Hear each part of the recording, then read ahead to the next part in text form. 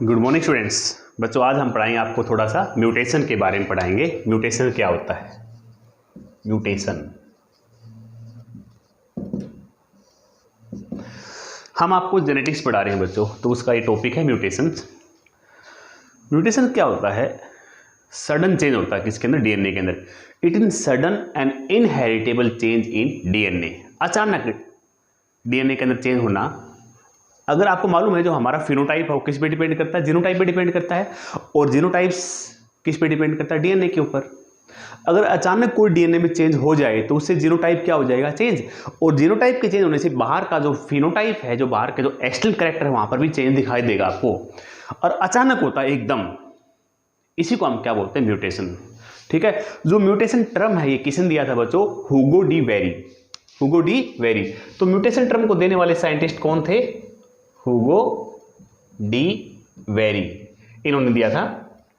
ठीक है। तो म्यूटेशन क्या होता है? सडन, अचानक, इनहेरिटेबल। इनहेरिटेबल का मतलब जो नेक्स्ट वीडियो के अंदर भी क्या होता है? Transfer. Inheritable change in DNA. ठीक है। डीएनए के अंदर आपको मालूम है क्या होते हैं? नाइट्रोजन बेस पेयर होते हैं। तो डीएनए के अंदर बेस पेयर की सीक्वेंस होती है, उन्हीं सीक्वेंस से जीन बनते हैं। तो उन्हीं सीक्वेंस में कुछ न कुछ चेंज होता है अचानक। तो अचानक डीएनए में चेंज होने से बाहर का फिनोटाइप भी क्या हो जाता है? बदल जाता है। तो इस प्रकार मान लो कोई जनरेशन है, चलती आ रही है, अचानक कोई ऐसा चेंज जो अचानक हुआ उसको क्या बोलते हैं? म्यूटेशंस। तो हुगो डी वेरी ने क्या देखा? इसका अपना गार्डन था, तो इसमें गार्डन में इसने कुछ प्लांट्स लगा रखे थे बच्चों। प्लांट का नाम था इवनिंग प्राइमरोज।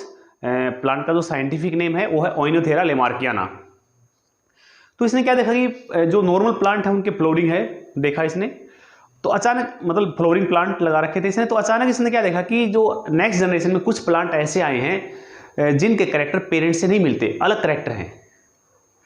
फिर इसने क्या किया? उन प्लांट्स को सेल्फ पोलिनेटेड किया। तो उसके बाद मोस्टली जो प्लांट्स आते हैं नेक्स्ट जनरेशन में वो पेरेंटल होते हैं, कुछ प्लांट ऐसे आते हैं जो डिफरेंट होते हैं। तो उसी फिनोमेना को इसने क्या नाम दिया? म्यूटेशंस। जो अचानक सडन चेंज हुआ है, इसने क्या देखा भाई इस प्रकार चेंज पहले तो कभी था नहीं, अचानक ये एक नए कैरेक्टर उभर के आए, इसने क्या नाम दिया? इसने म्यूटेशन। ठीक है। तो सडन, अचानक, इनहेरिटेबल का मतलब नेक्स्ट पीढ़ी में क्या होता है? ट्रांसफर। क्योंकि आपको मालूम है जीन जो होते हैं डिस्क्रीट होते हैं, स्टेबल होते हैं, वो नेक्स्ट पीढ़ी में क्या होते हैं? ट्रांसफर होते हैं। तो जीन में अगर कोई चेंज हो जाए तो वो नेक्स्ट पीढ़ी के अंदर भी क्या होता है? ट्रांसफर होता है। अब हम करेंगे बच्चों कि जो म्यूटेशन है वो कैसे कैसे होती है। म्यूटेशन की बेसिकली दो टाइप है, दो तरीके से होती है। एक को बोलते हैं क्रोमोसोमल म्यूटेशंस। क्रोमोसोमल म्यूटेशंस यानी यहां पर क्रोमोसोम के अंदर चेंज होता है। दूसरी होती है जीन म्यूटेशन, यानी जीन के अंदर चेंज होने से होती है, उसको क्या बोलते हैं? Gene mutation. तो क्रोमोसोमल म्यूटेशन जो होती है, क्रोमोसोमल म्यूटेशंस की दो टाइप होती है फर्दर। फर्स्ट टाइप है इसकी जीनोमिक म्यूटेशन, जीनोमिक, और सेकंड टाइप है इसकी क्रोमोसोमल अबरेशन। क्रोमोसोमल अबरेशन। तो क्रोमोसोमल म्यूटेशन की दो टाइप है। जीनोमिक के अंदर तो क्या होता है? Numerical change. क्रोमोसोम की जो संख्या है, नंबर है, उनके अंदर चेंज होता है। Numerical change in chromosome number. Chromosome के नंबर कम ज्यादा होने से जो होती है उसको क्या बोलते हैं? जीनोमिक। और क्रोमोसोम के स्ट्रक्चर, अगर स्ट्रक्चर में कोई डिफेक्ट होता है, स्ट्रक्चरल चेंज, तो उसे क्या बोलते हैं? क्रोमोसोमल अबरेशंस बोलते हैं बच्चों। ठीक है। और जो जीन, क्योंकि आपको मालूम है क्रोमोसोम किससे बना है? डीएनए से और प्रोटीन से बना है। अगर क्रोमोसोम में कोई चेंज होता है तो अल्टीमेटली जीन में ही चेंज हो रहा है ना? जीन मतलब क्रोमोसोम के जो फंक्शनल सेगमेंट है उनको हम जीन कहते हैं। क्रोमोसोम के जो फंक्शनल सेगमेंट है उनको हम जीन कहते हैं। तो किसी पर्टिकुलर जीन में अगर कोई डिफेक्ट हो जाएगा तो उससे कोई ना कोई कैरेक्टर तो प्रभावित जरूर होगा, उसे क्या बोलते हैं? जीन म्यूटेशन बोलते हैं। तो ये क्रोमोसोमल म्यूटेशन है और ये क्या है? जीन म्यूटेशन है। तो इनको हम करते हैं थोड़ा थोड़ा। ठीक है। अब हम सबसे पहले कौन सी करते हैं? Genomic mutation. ये क्रोमोसोमल म्यूटेशन की टाइप है, genomic mutations. It is a type of chromosomal mutation जिसमें क्रोमोसोम की संख्या में क्या होता है? Change in number of chromosome, chromosome की जो संख्या है उसके अंदर चेंज होने से होती है, ठीक है, change in number of chromosomes, ठीक है। इसकी दो टाइप हैं, एक इसकी टाइप है पॉलीप्लॉइडी और एक इसकी टाइप है एनीप्लॉइडी, पॉलीप्लॉइडी और एनीप्लॉइडी। तो पॉलीप्लॉइडी में क्या होता है, क्रोमोसोम की डबलिंग होती है बच्चों, क्रोमोसोम की डबलिंग, यानी कि एक सेट डबल हो जाता है। क्रोमोसोम पेयर में होते हैं तो एक पेयर है उसकी एक डुप्लीकेशन और हो जाती है, उसको बोलते हैं डबलिंग। तो इट इज ड्यू टू, इसका कारण क्या है, इसमें क्या होता है, डबलिंग होती है किसकी, क्रोमोसोम की, डबलिंग ऑफ क्रोमोसोम। जैसे एक क्रोमोसोम ये है इस तरह से ये पेयर में प्रेजेंट होता है, अगर ये इस कंडीशन में आ जाए तो ये क्या होगी, पॉलीप्लॉइडी होगी, इस तरह से पॉलीप्लॉइडी, डबलिंग होती है। सेम क्रोमोसोम की होगी तो ऑटो पॉलीप्लॉइडी बोलेंगे, अगर दो अलग अलग क्रोमोसोम की डबलिंग होती है तो उसे क्या बोलते हैं, एलोप्लॉइडी, ठीक है। एनीप्लॉइडी क्या होती है, ये तो हो गया। पॉलीप्लॉइडी एक नेचुरल फिनोमेना है जो प्लांट्स में होता है।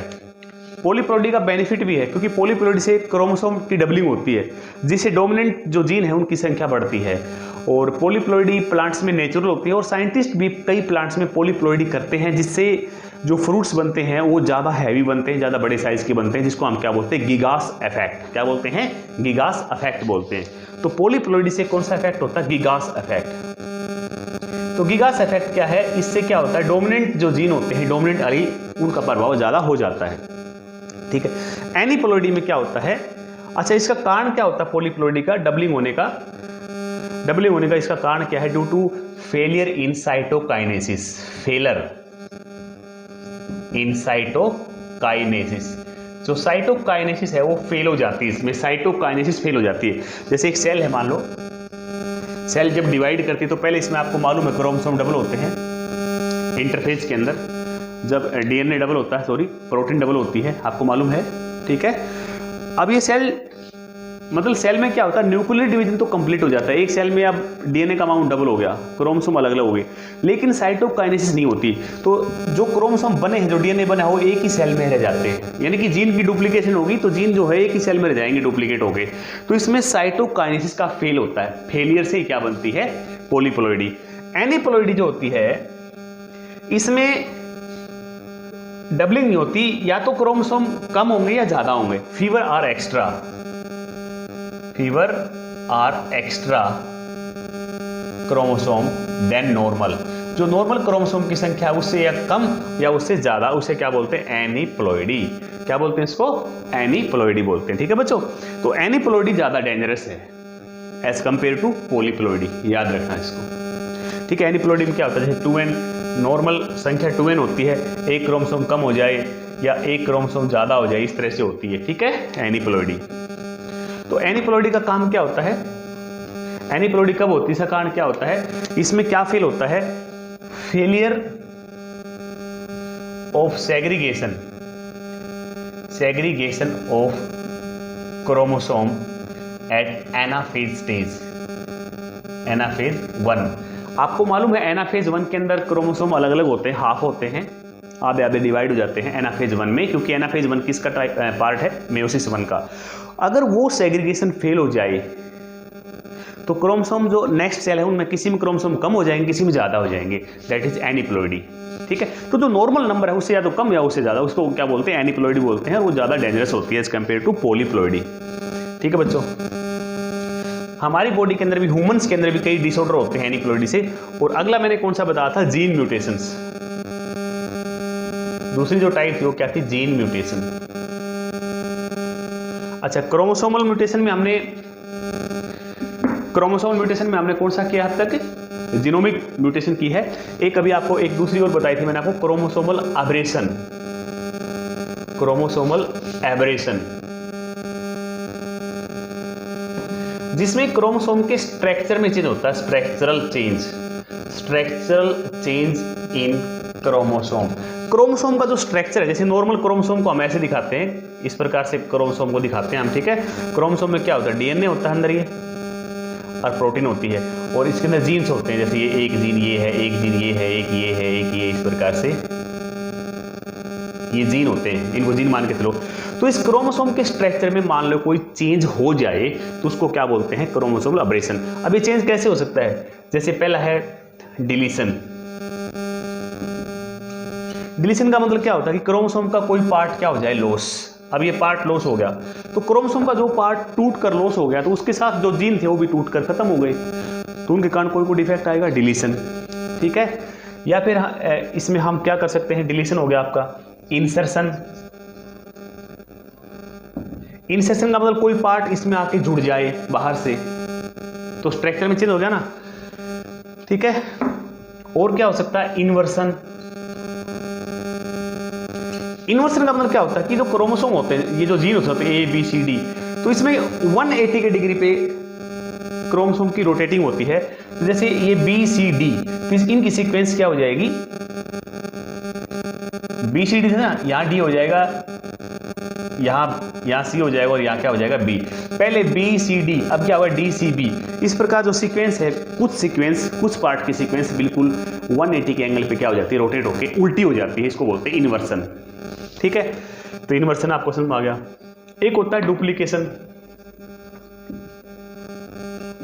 डुप्लीकेशन का मतलब क्या होता है कि आपको मालूम है क्रोमोसोम पेयर में होते हैं, एक क्रोमोसोम ये है, मान लो दूसरा क्रोमोसोम ये है, उसके ऊपर भी यही सीक्वेंस है, मान लो A B C D E F G। तो यहाँ पर क्या है, जो C D बेस पेयर है उनकी क्या हो रही है, डुप्लीकेशन हो रही है, वो 2 बार आ रहा है, इसको बोलते हैं डुप्लीकेशन। तो ये इसी क्रोमोसोम का ये होमोलोगस पार्ट है जिसमें डुप्लीकेशन शो कर रहा है। और एक है ट्रांसलोकेशन। ट्रांसलोकेशन में क्या होता है कि एक क्रोमोसोम ये है, दूसरा क्रोमोसोम ये है, ये दोनों नॉन होमोलोगस क्रोमोसोम। इस क्रोमोसोम का एक पार्ट टूटकर और इसमें जुड़ जाए, एक क्रोमोसोम का एक पार्ट टूटकर ब्रेक डाउन होकर दूसरे क्रोमोसोम में जुड़ जाता है, नॉन होमोलोगस में अलग में, उसको क्या बोलते हैं, हम क्या बोलते हैं, ट्रांसलोकेशन। तो इस प्रकार से स्ट्रक्चर में चेंज होने से जो डिसऑर्डर होते हैं उनको क्या बोलते हैं, क्रोमोसोमल अबरेशंस। और हमारा जो लास्ट है वो क्या है, जीन म्यूटेशन।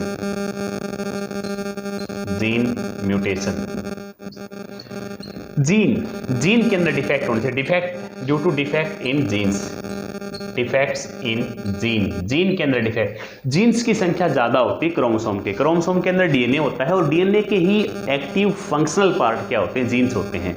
तो जीन की संख्या हमेशा ज्यादा होती है। तो जीन्स के अंदर हर जीन का कोई फंक्शन है बॉडी में, तो किसी पर्टिकुलर जीन में अगर कोई डिफेक्ट हो जाए तो उससे होने वाला फंक्शन क्या हो जाएगा, इफेक्ट हो जाएगा, उसको क्या बोलते हैं, जीन म्यूटेशंस। तो यहाँ पर जीन म्यूटेशन में दो एग्जाम्पल हैं आपकी किताब के अंदर भी। एक को तो बोलते हैं पॉइंट म्यूटेशन,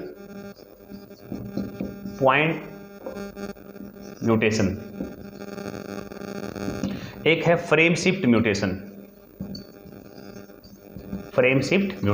ठीक है बच्चों। पॉइंट म्यूटेशन में क्या होता है, सिंगल बेस पेयर, डीएनए किसका बना होता है, बेस पेयर का। अगर एक सिंगल बेस पेयर में चेंज होता है, change in single base pair में चेंज होने से जो डिफेक्ट आता है उसको पॉइंट, और इसका बेस्ट एग्जांपल है सिकल सेल एनीमिया, इसका बेस्ट एग्जांपल है बच्चों, सिकल सेल एनीमिया। क्लियर, याद रखना है इसको। फ्रेम शिफ्ट में क्या होता है, जैसे ये कोई डीएनए है मान लो, इसमें सीक्वेंस होती है AGCT इस तरह से। अगर मान लो कोई यहाँ पर कोई बेस इंटर कर जाए, इंसर्ट हो जाए, यहाँ से निकल जाए, तो इससे आगे सारी इंफॉर्मेशन क्या हो जाएगी, बदल जाएगी, सारा फ्रेम क्या हो जाएगा, चेंज। उससे जो म्यूटेशन होती है उसको फ्रेम शिफ्ट, और इसका बेस्ट एग्जांपल है थैलेसीमिया। तो ये दोनों बीमारी हम ह्यूमन बॉडी की हैं, दोनों ह्यूमन बॉडी में पाई जाती है। Sickle cell anaemia point mutation है, और फ्रेम शिफ्ट मतलब जहाँ पर जो डीएनए की सीक्वेंस है, जिस जगह पर कोई बेस पेयर इंसर्ट हुआ है या कोई डिलीट हुआ है, उससे आगे का सारा फ्रेमवर्क, उससे आगे सारी इंफॉर्मेशन बदल जाएगी। और इंफॉर्मेशन अगर जीन में बदलती है तो उससे बनने वाला फिनोटाइप भी क्या हो जाएगा, चेंज हो जाएगा। इसको बोलते हैं फ्रेम शिफ्ट म्यूटेशंस। समझे? तो आज के लिए इतना ही काफ़ी है म्यूटेशन के बारे में। ठीक है बच्चों, आगे हम नेक्स्ट लेक्चर करेंगे आपका पेडिग्री एनालिसिस। थैंक यू बच्चों।